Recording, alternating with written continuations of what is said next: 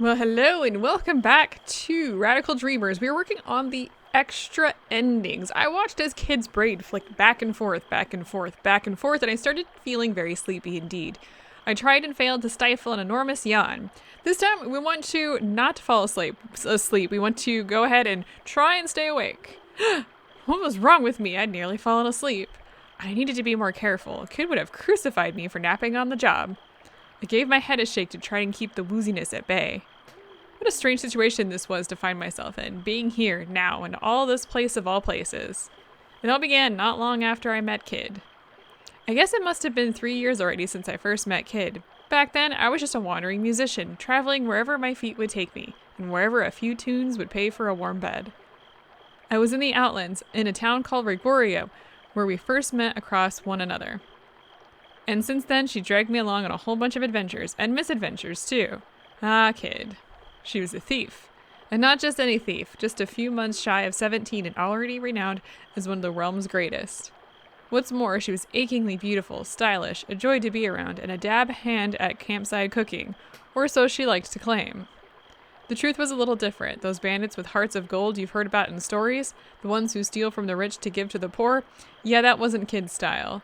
She was short-tempered, prone to lying, bossy, and obsessed with money, and rarely did she care to listen to a single word anyone said to her.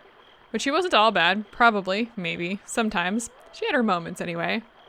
I glanced over my shoulder to see a shadow hovering behind us, blending into the darkness like smoke. Magil, also known as Magil the Shade, he was Kid's partner, but even after 3 years, I still knew hardly anything about him. All I knew was that he was about 30 years old and not much of a talker, but he was one heck of a mage. I heard that he and Kid had started working together way before I met her. He always covered the top half of his face with a mask, and I'd never seen what he looked like underneath.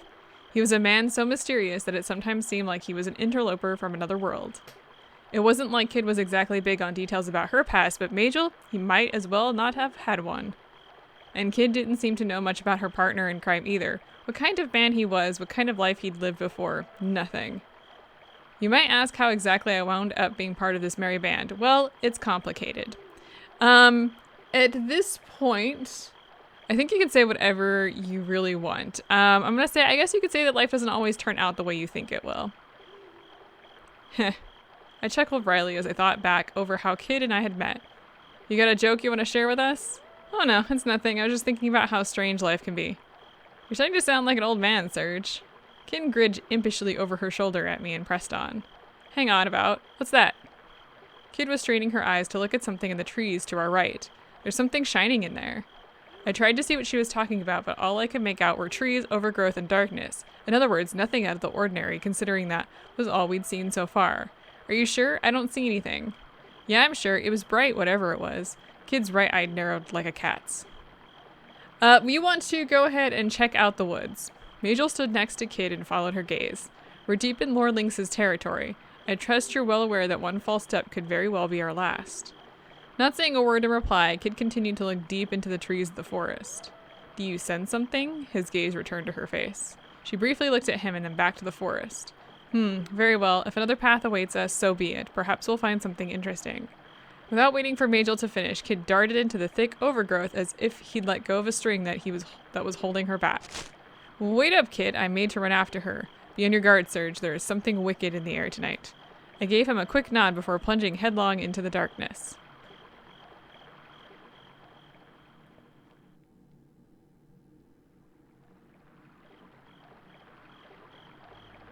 Much to my surprise, we found it almost immediately, a golden beetle perched on a large tree. There it is, cried Kid as she immediately started shimmering up the tree after it. It did have something of a golden sheen to it, I suppose, but I was still impressed that she'd managed to notice it from so far away. She had a keen eye, sure enough, at least when it came to things she wanted to see. I looked up to see how Kid was getting on. Wow, she's fast, I commented aloud. She'd already made it high up into the branches and was about to grab the beetle. Ack! But the moment she reached out her hand, it spread its wings and flew away. Get back here! She reached out further to try and catch it, but lost her balance and fell. Alright, we want to jump in and try and stop her. Watch out! I rushed in to try and break her fall. Her body started spinning in the air as she hurtled down toward me. Uh-oh, I thought, this is going to hurt, and threw myself out of the way at the last moment. And it was lucky I did. She landed gracefully on the ground like a cat. All I would have gotten for my trouble was a foot in the face. Kid, get back here, you! You're my ticket to riches. Ignoring me completely, she ran off after the beetle. Why couldn't she ever look at me like she looked at that beetle? We ran into the forest, chasing after what may or may not have been the legendary golden beetle. We hadn't seen it again since it vanished. How was Kid tracking it? Had I asked her, she probably would have just said she was following her nose for treasure. She stopped in her tracks. Had she found it? Did you find it? Nah, same color, but this ain't our beetle. I peered over her shoulder as I caught up. It was a sunflower. The tall, slender bloom stood alone in what looked like a little patch of sunlight. No one would have taken a big, bright, cheerful flower like that for anything but a sunflower, but what was it doing looking so lively in the dead of night? Either one. It's a sunflower, but what is it doing here? Struth. I knew you were thick, but I didn't know you were that thick. Can't you feel it? Something's wrong here. Very wrong. Was it? I tried my hardest to sense what she was talking about. Well, you feel anything? Yeah, my forehead hurts. I'm not bloody surprised. Who told you screwing your eyebrows into a knot would help with anything? Kid thumped me on the head. Gee, thanks, kid. How was I supposed to know how to sense stuff? Nobody ever taught me. Kid ignored me and turned to the highly conspicuous sunflower that had caught her attention. I screamed in horror at the sight that greeted me.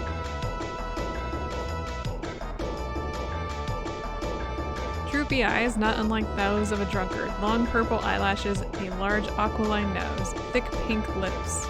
The face of a heavily made-up man had materialized in the center of the sunflower's petals. What is this? It was no good. I just couldn't bring myself to stare at the thing head on. It was just too fantastically unpleasant. Ugh, the merest glimpse of it turned my stomach. Kid? Kid practically fell over laughing at the sight of it. Not exactly how a normal person would react. Magil? I have seen something like this before. What is it called? Unperturbed by the strange sight before us, Magil calmly sifted through his memories of magical flora and fauna. He seemed to know what this thing was. It was classic Magil. Not only was he a skilled fighter, but he also had a mind like an encyclopedia. Sadly, looking things up in it always took him forever. How many times have we found ourselves in mortal peril while he sat there pondering? Well, well, well, what have we here? A magnificent evening for a stroll, wouldn't you say, fair maiden? The sunflower turned to Kid and spoke. Its speech was unsettling as its looks. A chill ran down my spine. I ain't your fair maiden, you creepy old lech, spat Kid.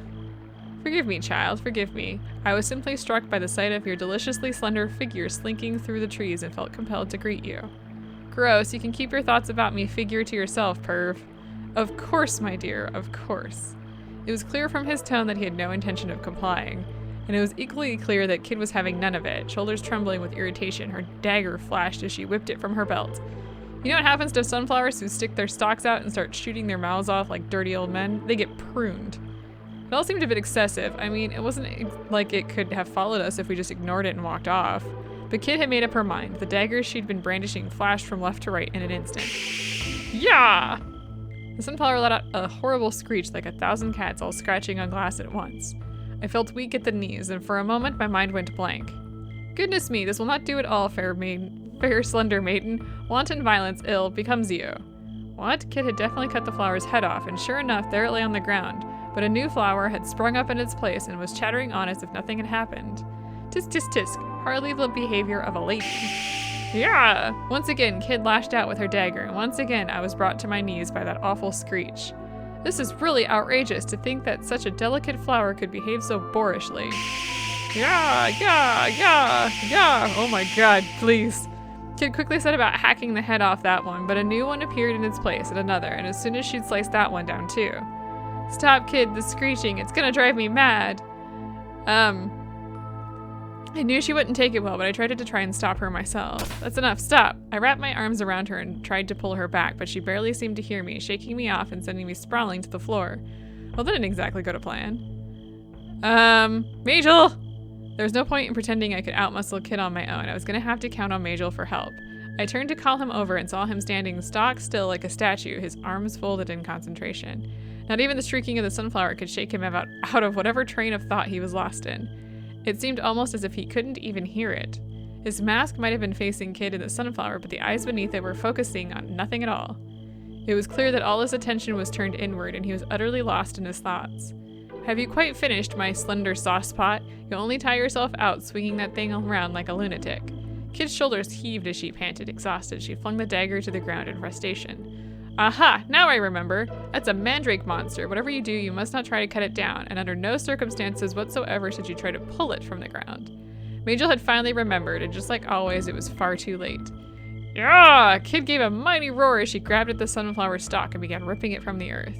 The corner of its mouth turned upwards in an unsettling grin.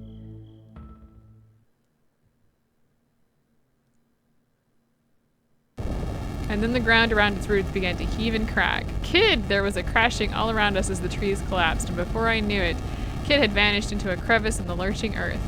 Debris and fallen trees blocked my view as the world closed in around me.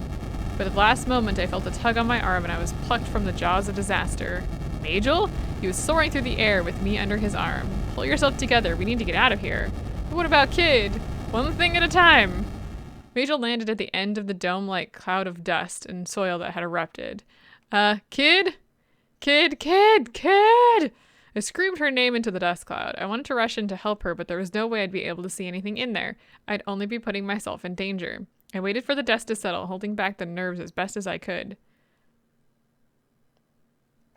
What the? Once the cloud began to dissipate, I saw a single massive silhouette. What was it? Whatever it was, it hadn't been there a few moments earlier. And then the air cleared and the moonlight cut through the darkness, revealing Kid! I could only scream her name at what I saw. It was a colossal monster, 7 or 8 times my size, a hulking beast covered in exposed muscle and ivy, with hands and feet that resembled the sharp pincers of a crustacean. Around its neck was a golden scarf of sunflower petals, but instead of a head, it had... mind where you're looking, Serge. What? In the heat of the moment, I had no idea what Magil was getting at. And then I finally made sense of what I was seeing. The monster had no head. Instead, there was a sunflower, from which the top half of Kid's body was protruding, and she was as good as naked. Well, not entirely naked. Her chest was covered with 2 small sunflowers. Magil broke me free from the horror. If we don't help her fast, the creature created by her rage will consume her. She will die. She'll die? I felt my heart twist inside me. How do we help her? What should we do? How do we save her? The more I thought about the possibility of Kid dying, the more I panicked. Calm down, my saucer-eyed friend. There is a way. Kid is in thrall to her rage, and it is that which binds her to the monster. To free her, we must free her from her anger. And how do we do that? Simple. Game? With love. Love? Yes, love. It's the only way. I will begin the preparations. In the meantime, you must protect her and make her feel your love. Oh, and don't let her cast too many spells. What? Kid can't use magic. She can now. It was a straightforward answer, but it didn't exactly explain much. Good luck, Serge, and remember, show her your love, commanded Magil without the slightest hint of embarrassment before vanishing into the shadows. Wait, don't leave me all alone here. Magil! I shouted and shouted, but it was too late. He was gone. I was all alone. Love. The word echoed in my mind, and with it, a faint sense of embarrassment. How was I even supposed to make her feel my love? As I stood there pondering, I heard a murmuring overhead. Deliciously slender, you're saying I'm some kind of skinny old thing? How many times? I ain't little. Everybody else is just too bloody big, that's all. Take the mick out of me, will ya? How dare ya? How bloody dare ya? I'll kill you! I'll kill you all! Fire blazed in her eyes as Kid let out an almighty howl. And then her gaze locked with mine. Without saying another word, her beastly lower half brought its mighty hammer over to my head and held it there. Run. Sorry, that's probably timed. I fled from where I was standing, only just escaping the gigantic blow. It smashed into the ground, the impact roiling and crashed around me, with dust and soil rained down. I stopped. It's me, Kid, it's Serge. I shouted my name at her, but the furious flames in her eyes refused to subside. The earth shook as the monster took a step toward me. I was in danger. I had to get out of there. What the heck is that? A group of 3 goblin guards appeared behind the monster. They must have come running when they heard the noise. And what the heck is it doing with the human stuck in the middle of it? Kid's jaw tightened grimly. She spun around and... Nuagazul, fireball, said Kid. Oh no, she was casting spells. Magil's warning echoed in my mind.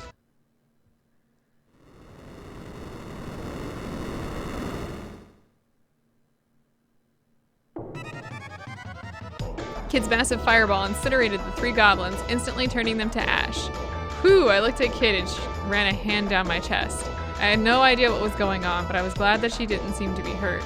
With that spell, I had seen Magil throw the odd fireball, but never one so massive. What's more, she let it fly like it was the most natural thing in the world. While I was still trying to process what I had seen, her monstrous form turned back to me and I was the target of her wrath once more. Tactical retreat! He who fights and runs away lives to fight another day. I needed to get out of there. I fled, plunging blindly back through the forest. Behind me, I could hear the sounds of trees splintering and cracking as the monster charged after me, pounding the earth with its mighty feet.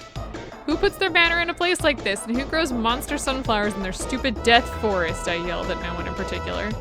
Just as I was beginning to lose steam, I saw the trees start to thin. The edge of the forest was in sight. But was I really going to be any safer there?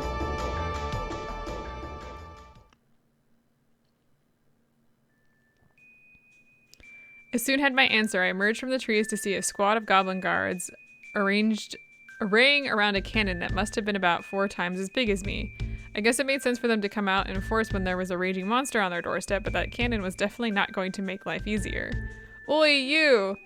Yes, you, the human boy. The goblins clearly weren't happy to see me. Let's run over to them. Already out of breath, I used the last of my strength to run over to the goblins, then fell to my knees. Before me stood the goblin captain, wearing a spiked helmet and a suit of armor emblazoned with Lynx's coat of arms. I looked up. He was glaring down at me with his beady little eyes, and he seemed like he might be about to brain me with the mace he carried. I felt uneasy about what I was doing, but it was my only chance. I had to do this if I didn't want to get my skull caved in. Please, help me. We were in the forest trying to catch a golden beetle, and a monster attacked us and took my friend. I tried to help her, but there was nothing I could do. Please, I'm begging you. Help my friend. She's the most important person in the world to me. I begged for mercy, putting on the saddest face I could muster. The goblin's captain's eyes softened. Is that right? So this monster's got your friend, has it? All right, boys, say no more. We'll help her, just you see. Thank you. It just goes to show that you really can't tell with goblins. And what a relief it was to know that they weren't going to fire that gigantic canyon of theirs. Or so I thought. Oh ho, a golden beetle, you say. Another treasure for my dearest kid to go chasing after, is it? How lovely. Your merry crew would be laughing all the way to the bank if you could bag one of those. That voice. What did he say? Kid? That rat thief? Oh no, it had all been going so well. But who was it that just ruined everything? From behind the goblin captain, a phantasmagoric light appeared, bathing our surroundings in vivid colors and patterns. And then a figure emerged, hair rising from its head like a column of green smoke. It wore a purple cape over a suit with red and green stripes like some sort of strange magician. And then I saw its face. It's you, the sunflower. Who are you calling sunflower, boy? The stupid plant was playing dumb. I was just about ready to, but then I realized that it wasn't it. This was definitely a human, so why did the face look like just the sunflowers? As I stood there, dazed, I was suddenly pinned down by 2 goblin guards. I don't believe we've had the pleasure. You, of course, are accomplice of kids. I, on the other hand, am Prawn. Prune? I'm not sure. Not familiar, known to some as the green-haired horror feared throughout the land, still not ringing any bells? Let's just glare back at him. Just looking at him was enough to make me queasy. No matter, I will teach you to know me. I shall rock your heart with the most turgid, trenchant fear you have ever known. And when I have done so, you will never be able to forget me. Yes, when I kill Kid, you will know true terror. A fear that can only be matched by the horror of farting in the bath and seeing the bubbles come floating inexorably toward your face. Okay, I don't care what happens to me. I don't care what happens to me, just don't hurt Kid. The words poured out as I begged pitifully.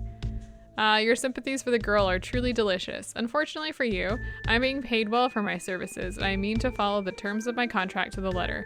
I'm afraid I'm going to have to let you down. Diddums. We're gonna go with Prune. Held his hands behind his back and rocked gently on his heels with his head held low in a theatrical show of condolence. Captain, it's coming! The goblin guard's cry felt like a death sentence. All right, Maestro, if you could do the honors with the cannon. The captain beckoned Prune over. Stop, you've got to stop. I struggled, trying to free myself from the grip of the goblin guards, but they were too strong. Pain shot up my arms and my eyes welled with tears. Alas, Much as I've been enjoying our little chat, I'm afraid that business must come before pleasure. Shall we pick up where we left off in a little while? But perhaps you can help with something first. What shall I say to Kid before I let her have it? Adieu, my slender saucepot. Oh, that's simply splendid. Very well. That is what I shall say when I fire the cannon. Who would have thought that it would be your idea, though? She must have put you through the ringer. Grinning with mad gusto, Prune skipped over to the pedestal connected to the cannon. Stop, stop, stop! My agonized screams echoed around us like those of a dying man. I thought I had glimpsed a shadow of doubt crossing the goblin captain's eyes, but Prune was completely unmoved. He placed his hands on the crystal ball. Gentlemen, start your engines. Fly, my pretty fireball. Adieu, my slender saucepot. The cannon shone with vivid light, then belched out a tremendous fireball.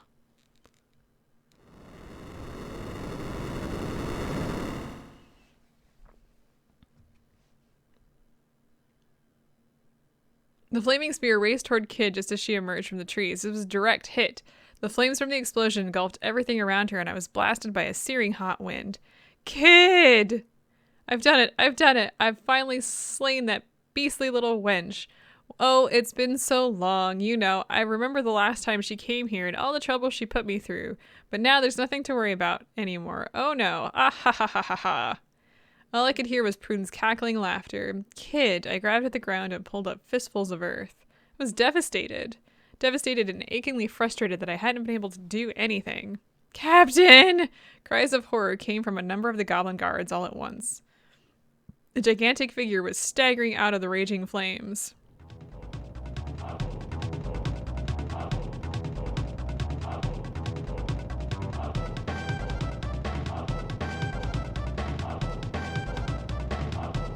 Kid? The monster emerged from the fire unscathed, and there she was on top of it, alive and well. I put my hand to my chest and breathed a ragged sigh of relief. Of course a spell-slinging dandy like that hadn't been able to do Kid in, but it was too early to start celebrating. Why? Why didn't it work? Prune ran toward me with an enraged look of disbelief in his eyes. His smug grin was gone and beads of sweat trickled down from his temples.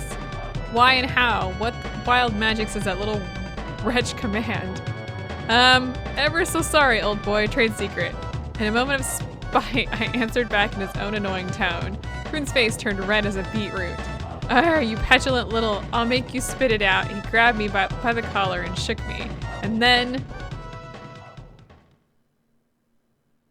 Ah!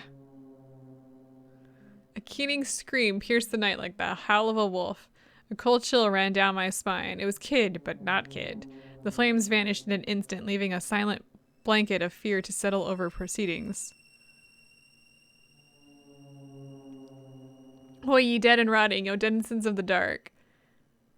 A grand voice as the spell sounded. It was still Kid's voice. No, no, no, where in heavens did a lowly street urchin learn a spell like that?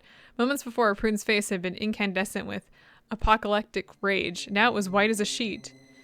And hurriedly muttered a few words under his breath, and then, goodbye for now, my loves. He flashed across the sky in an instant and was gone.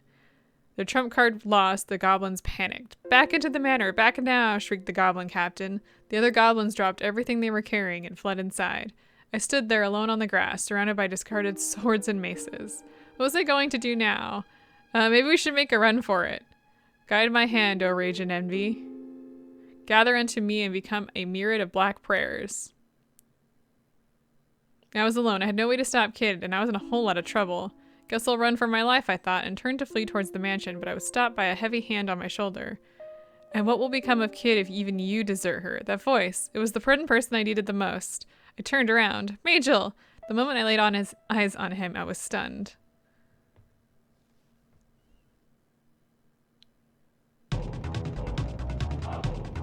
His right shoulder was exposed, revealing a sinewy physique. The rest of him was draped in a set of sparkling silver robes.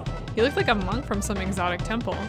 On top of that, a ring of pure light hovered at his back, seemingly suspended in the air. Don't tell me you left me all on my own all this time so you could go and change outfits. For a moment, I completely forgot everything and demanded an answer to the question that was first and foremost in my mind at that moment. Magil went completely silent. And then pondering, he turned his gaze toward Kid. It does look as though things have gotten out of hand, I must admit. I balled my hands into fists, then unclenched them. Now was the time to worry about Kid, not Magil's newfound insouciance. How am I supposed to make her feel my love? Wait, we must leave this place first. He grabbed me by the hand and muttered a brief incantation, and off we flew. The ground disappeared from beneath us, then we were stopped in midair. We looked over to the manor below.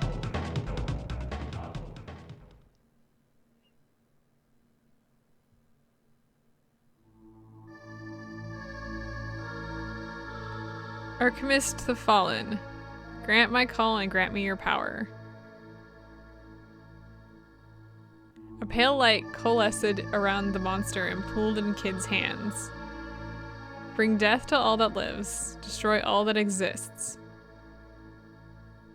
Veil all light in your shadow. Phantom, break.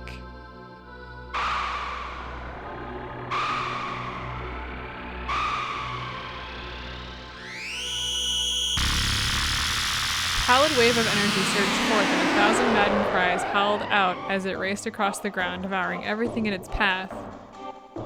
All things once blessed by the light were consumed by this spell's evil, and the entire manor melted away into the shadows like thawing ice.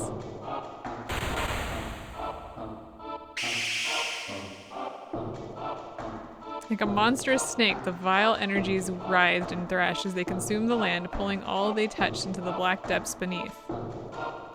I was stunned by what I had just witnessed. If it weren't for Magil, I couldn't bear to think about it. A massive crevice was all that was left of the manor. It seemed so deep that at that moment I thought it must reach all the way down to hell itself. I scanned the surroundings for Kid and then caught sight of her near the precipice, but she was too far away for me to be able to tell if she was alright. It seemed she was able to withstand the effects of the incantation, but she must surely be reaching the limits of her endurance. Magil's words echoed in my ears. A surge of panic and fear welled up in my heart. Magil, what's gonna happen to Kid? Just shut up for a minute, you irritating brat. My mind went blank. I'd never heard Magil snap like that before.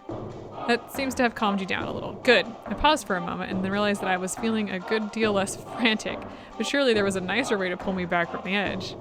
Now, why don't we begin by giving you your own spell of flight, Magil muttered another short incantation, then let me go.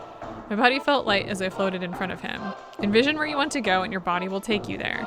I practiced a few short movements in the air. Now give me your knife. I pulled my dagger from my belt and handed it over. Magil took a white jewel from his robes and held it close to the knife. He uttered yet another incantation and it vanished into the handle. Then he returned it to me. As I told you before, Kid and the monster's body are joined by rage. There can be no saving her as long as that link remains in place. As I also told you, you must make her feel your love in order to break the link. But how? How am I supposed to do that? I pressed him for an answer, my frustration rising again. With a kiss. It's usually the most effective way, he announced dryly. I tensed for a moment, then relaxed. If that was the only way, then... Why didn't you tell me that sooner? I slapped Magil on the back of his head. His golden mask slipped and fell into the abyss of night. It was the first time I'd ever hit him. His silvery head fluttered in the moonlight, and two pale blue eyes gazed back at me. This was the first time I'd seen his face. For a man, he was staggeringly beautiful. It wasn't a feminine beauty, no, it was harder edged in a way I couldn't explain. But it was beauty nonetheless, true beauty. I stared at him, lost in reverie, and then he lifted his hand and brought it crashing down on my head in an almighty chopping motion. Are you listening? The pain brought me back to reality. I understood. Now wasn't the time to be bewitched by my ally's preternaturally good looks. I had to concentrate on what he was telling me. If we allow Kid to recite that spell one more time, she will be forever lost to us. So get down there and kiss her! And if you find yourself unable to do that, then stab her with your knife before she can finish the incantation. The jewel I embedded in it is enchanted with the power to absorb souls. While possibly a rather brutal means of saving her, it is our only other option. I thought about what he had just told me, so I had two choices. Kissing her was the best option, but could I really just go and do that? But if I didn't kiss her, Magil spoke again, interrupting my panicked ponderings. I will begin preparations for the rite. During this time, I will not be able to help you. What? I thought Magil would be coming along to look out for me, but no, I was going to have to go and face Kid on my own. Alright, I'll do it. I'll go and save her. That's the spirit, Serge. Hold on to that determination. You will need it. I felt Magil's stunning blue eyes staring into my soul. And then I found myself lost in those beautiful pools of light. Now go. Show me the power of love. I felt my body overwhelmed by Magil's most powerful of spells. My cheeks grew hot. No, I had to focus. Kid. I needed to think about Kid.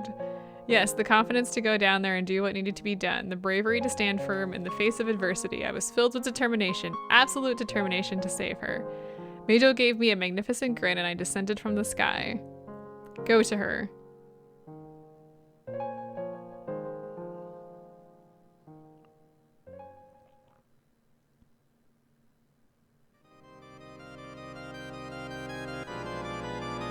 I flew through the air, rushing toward her. She must have noticed me because she looked up. Her face was crisscrossed with angry red marks. The monstrous claws of her lower half reached up to snatch me from the air. I dodged just before they struck and flew up an arm straight toward Kid. Her lips moved as she began casting the spell again. You want to go ahead and rush in? I've got to stop her before it's too late. I raced through the air, my right hand in front of me, and clamped it over her mouth just moments before it was too late. I'm gonna kiss her. Kid. I never thought our first kiss would happen like this. Grr! But before I could plant my lips on hers, her hands had wrapped around my throat. Let's go ahead and free ourselves here. She was impossibly strong, but there was no way an ordinary mortal like me could escape her grasp, but I heaved desperately at her arms nonetheless. And then miraculously her fingers slipped. I took the opportunity to free my neck and spin around behind her. I pulled back for a moment, but before I had a moment to think about what to do, her monstrous claws... we need to move in closer. I think this is all timed. There was no point hanging back. It was now or never. Alright, kiss. I shoved Kid's arm aside and moved in closer to her face. Clonk, our forehands banged together. For a moment, everything went dark. I felt something being removed from my belt, and then there was a flash of light as something raced towards my chest. And I think I just died because I didn't read that fast enough.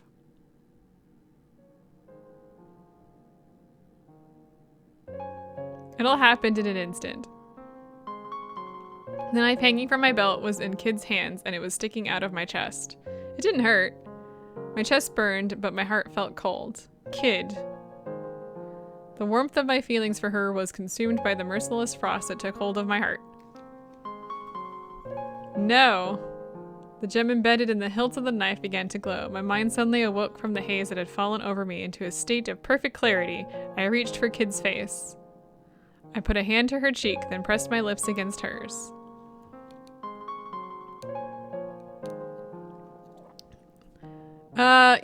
Any one of these, come back, Kid. I love you, I thought.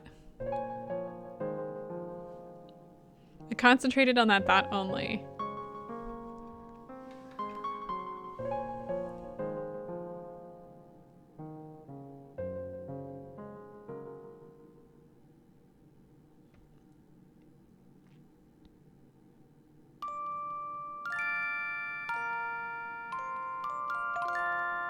Brown leaves of the trees scattered and buried the ground beneath. There was a hut in the mountains that surrounded the forest. It was built by a man from a nearby village, but he only used it when he was out chopping wood. He was at home that evening and the hut was empty. The door of the hut opened from the inside and a man with a heavy frame stepped out. He walked down the stairs along a narrow path. He was clearly not from the village. His black garments gave him away, but it was the mask he wore that was the most obvious sign. Inside the hut was a girl. She lay curled up under a blanket, her back to the door. The girl wasn't sleeping. Her shoulders were shaking gently. Kid was crying. She wept, clutching a knife with the white gem embedded in its hilt. Magil told me everything that had happened. Serge sacrificed himself to save me. Now that's all that left of him is his soul, trapped inside of the gem. Mage said that gems like these were used in ancient times to give life to demonoids, artificial life forms created using magic. If we can find a demonoid, we'll be able to use the gem to bring Serge back. Magil and me need to get out of there and find one. But for now, I just want to cry. And all I can do is cry. Magil didn't tell her how Serge's soul ended up in the gem, but Kid knew. She remembered. And she remembered what his final thoughts were, too.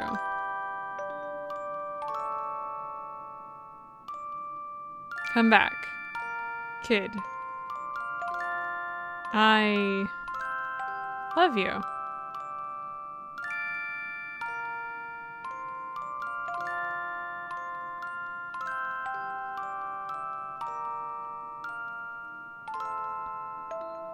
Okay, that was one of 3 endings, so let's check out the other 2. There are 3 options here: to kiss her, kill her, or be killed. Alright, so this time, we're gonna go ahead and we're gonna just get in there. We're gonna go ahead and cover her mouth as quickly as we can. And then we're just gonna go straight in for the kiss. I moved my hand to her cheek and went for the kiss, but she cut me off with her right hand and started pushing my face back. Just go ahead and try and keep going here. I grabbed her hand and tried to pull it away. Next instant, a throbbing pain crashed through my right eye and I recoiled. Felt something warm on my cheek. A shock ran through my body. I was trapped and couldn't move. The creature had caught me in its monstrous hand. I was pulled closer to Kid's face. She chuckled for a moment and then burst into a full-blown hysterics. Red liquid was dribbling from her mouth. Unperturbed, she lifted her hand to my brow. She was starting to cast the spell again. A cold horror ran through my body. No, Kid! No more spells! I screamed desperately for Kid to stop. There was no change in Kid's expression. Her eyes swirled this way and that, mad and unblinking. A light began to glow in the palm of her hand and she let loose a crimson howl. Blood splattered over my cheeks. Kid! I screamed with all my might, and then a ray of light shot down from above. It severed the monstrous arm, freeing me from its clutches. Surge, now! I pressed my lips to Kid's. Heeding the voice's command, I leaned forward and pressed my hand to her cheek and my lips to hers.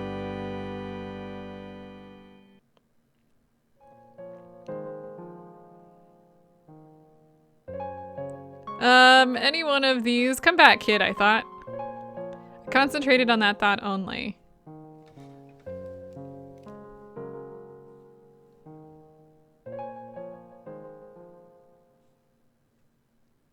Well done, Serge. Now hold on tight and leave the rest to me. I opened my eyes. Kid's face was still right there in front of me, and it looked like the kiss must have worked, but her gaze was vacant and her body was limp. Fearful for her well-being, I held onto her tightly, just as Magil had instructed. He, meanwhile, was up above us, floating there with his arms crossed, the full moon at his back. He looked like an imposing golden statue. Suddenly, the crowds beneath his feet parted, and he began falling to the ground as if gravity's pull had finally caught up with him.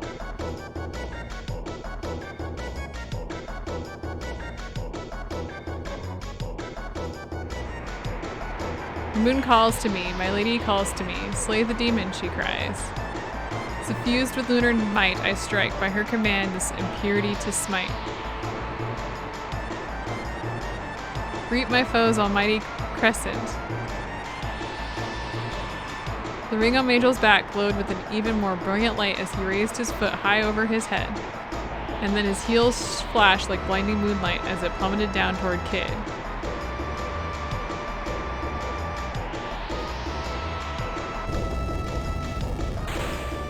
Dramatic pause. Demon slaying heel of her lunar majesty. Huge glowing cracks appeared in the body of the monster, running down from Kid's torso. Her body collapsed into my arms as the spell was broken. And then a powerful light erupted from deep inside the creature, spreading throughout its hulking mass before pulling inward as it imploded, taking the monster with it.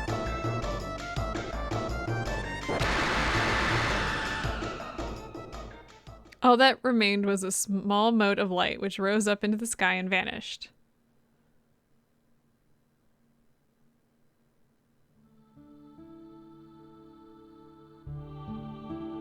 Kid drifted into unconsciousness in my arms. Her skin had regained its normal rosy complexion and the greenish tint was no more. You'll be okay now, I whispered to her. Be at ease. She will come to once her spirit settles. Oh, and cover her with this before she wakes. I fear we might find ourselves in a rather prickly situation otherwise. Magil offered me a silvery cape. He was right. If we left her naked, she'd have our guts for garters. I quickly snatched the cape from Magil's hand and wrapped it around her body. She was back with us. My heart pounded as I watched her face. She was starting to open her eyes. Hi, Kid. My voice shook as I spoke. Serge? Mage? She looked around groggily as if waking from a dream. And then a short moment after our joyful reunion, you bastards saw me naked, didn't you? I felt a dull thud and then pain echoed through my head as if I'd been struck by a hammer. What the hell, Kid? You only just woke up. I looked over to Magil, who seemed to have made a timely exit. That jerk had left me alone. At that moment, I wished bitterly that I too could sink into the shadows. Kid looked at me, trying her best to focus. Serge, you even kissed me, didn't you? I realized I was as good as dead. How did you even remember that? She fixed me with a gaze that was unsettlingly reminiscent of the sunflower monster. I can't lie, I saw everything and yes, I did kiss you. I could do nothing but confess my sins and hope for mercy. Kid seized me by the collar. I knew it. I bloody well knew it. She began to slap me back and forth across the face with her free hand. You bastard, no one's seen me naked before and no one's ever kissed me before neither. You bastard, you utter bastard, how bloody dare you? She kept slapping me as she screamed and I couldn't tell if she was angry or just upset. And then she stopped. She's finally finished, I thought. Maybe this will all blow over in a few years. And then I realized why she'd stopped. Don't you dare look, you scumbag, she screamed, threatening to pierce my eardrums. Her fist smashed into my jaw. Her body was briefly airborne before crashing into the ground. She rushed to pick up the fallen cape and cover herself again. Just then, something rolled along the ground toward her feet. Those black and white stripes. It was clearly a sunflower seed, but it was as big as a fist. Seeing this only poured more fuel on the flames of her wrath. She flew into a blind rage, screaming every obscenity known to man as she jumped and stamped on the seed, and then she grabbed it and hurled it into the air with all her might. Nuga Ziena, fireball! A blast of flame shot from her hands. It hurtled into the sunflower seed, engulfing it in a blazing inferno. What the? How is she still using magic, I thought to myself. I struggled to focus as the enormity of everything that had just happened finally caught up with me, and then my mind went blank and I slumped back to the floor. Kid! Magil appeared behind her, as if he'd suddenly risen up from the shadows on the ground. Magil, she hissed. There you are! She turned around and her face was alive with a sunflower-like fury. Her eyes burned with rage as she stared at him. Wait, you have to listen to me. Nuega Ziena. Kid ignored Magil's pleading as she started casting another spell. That sunflower seed! It was worth 1 billion G! Fireball?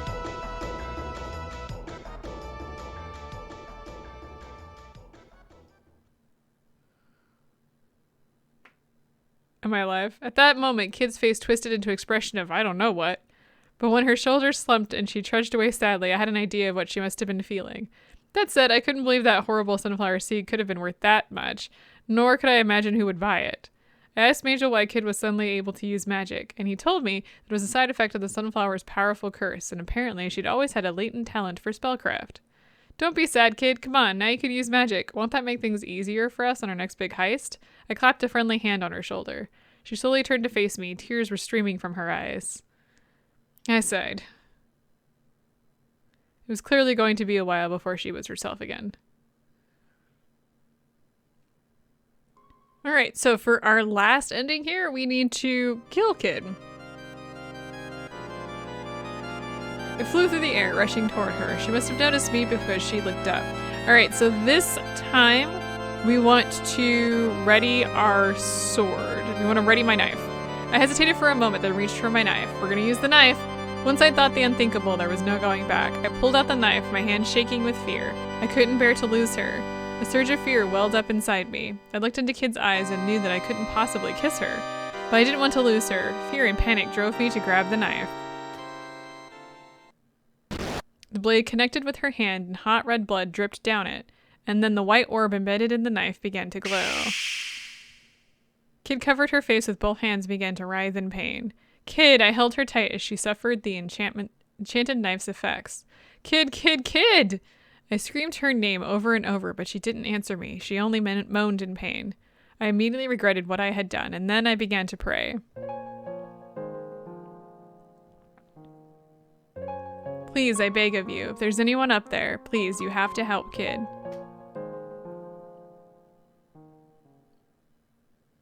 Kid went limp in my arms. It seemed my prayers had done something, at least. Kid, I whispered softly. There was no reply. Fearfully, I held my hand above her mouth. She wasn't breathing. I couldn't feel her heartbeat either.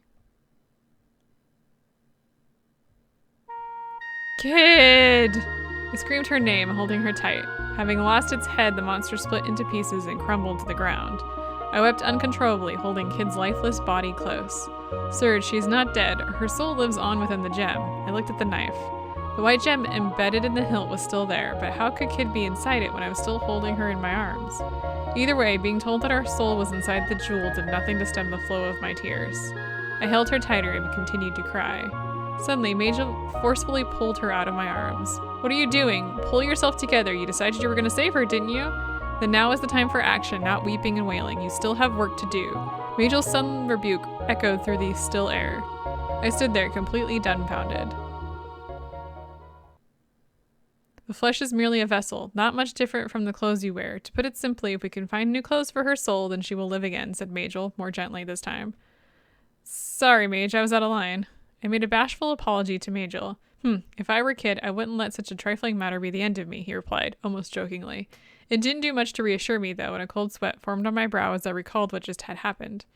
Come, Serge, it will aid us little to linger here. But I had no idea where we needed to go. Where are we going? Didn't I just tell you we need to find some new clothes for Kid? Okay, well, what do you mean by new clothes? I'll explain that later. For now, we have to find somewhere to store her body. What? We're not going to bury her? Huh. How do you think she would react to being buried in Lynx's back garden? Use your head, Serge.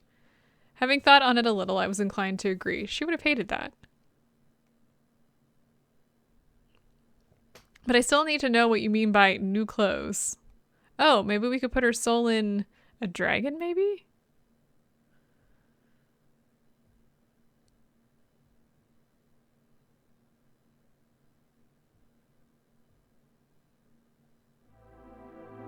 And that's it for this time. Yeah, so that was the third ending. Third ending, and there's 3 endings to that third ending. Quite frankly, I don't think the kiss was a great ending because obviously she was very, very upset with all of that. I think that's rather silly. The soul ending where you kill her, you don't, like, you save her, and then when you die, you save her, but then you're trapped. I don't know. There's no good ending to this. I guess the kiss is probably the best ending where everybody lives, but also, I guess Magil is hot. That's what I'm getting out of this. Apparently, he's just freaking beautiful, and that's why he wears a mask? I don't know what to do with that. I'll see y'all next time.